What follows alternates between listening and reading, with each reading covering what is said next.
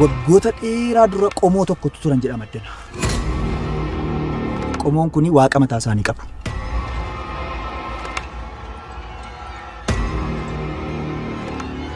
Al tokko namoota daawwachiisaniin ala qofaa isaanii namoonni dhufanii du'aniifaa kan argaman jiru as keessatti.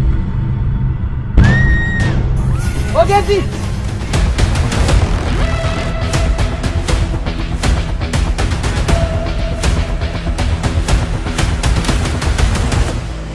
Kana caalaa iddoo kana keessa turree jennaan akka waan of ajjeesaa jirtutti yaadi. Ati amma deebi. Angaruu obboleetti koo amma argadhutti asumatti cicciramee du'a malee hin deebi'u. Ahaa deebi'u? Qofaa koo deebi'u? Shamara ta'uu koo dagatta. Baay'ee sodaadheera dhugaa.